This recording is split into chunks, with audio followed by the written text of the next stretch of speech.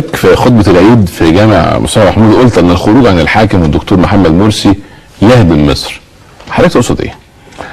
يعني الدكتور محمد مرسي وصل الى سدة الحكم بانتخاب ولا وصل كده باقتناص الكرسي؟ بانتخابات. طيب، ونحن نقول احنا مصر الجديدة دخلت على مرحلة، يعني كانت النظم السابقة تعتبر الشعب المصري يتامى وهم اوصياء علينا في كل شيء. في المجلس الحزبي ان يعني ينفقوا علينا متى شاءوا او يمنعوا الانفاق متى شاءوا.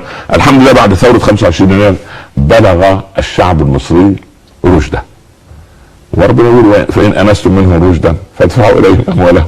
فإذا الشعب المصري بلغ أشده وانتخب رئيسا، فإحنا نشاكس يعني ما الدول الديمقراطية الضخمة الكبيرة، فرنسا وأوروبا العجوز ينجح رئيسهم ب 51 ب 52 ب 55.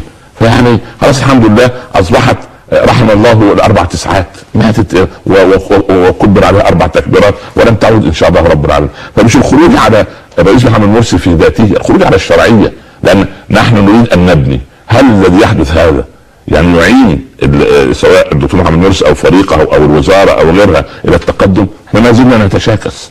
يعني انا ارى والله اعلم يعني مش مسألة الخروج على شخصه، لأنه يمثل وليد أمر. طب لينا في يعني ننتظر إلى أن ونحن إلى الآن ما رأينا من الرجل شرا. ما سمعنا مثلا أنه يعني غير نظيف اليد، ما سمعنا أنه بذيء اللسان، ما سمعنا أنه سبحان الله ضيق الفكر، ما سمعنا أنه سبحان الله لا يقبل النصيحة.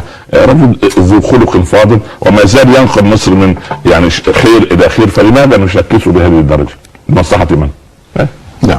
حضرتك طالب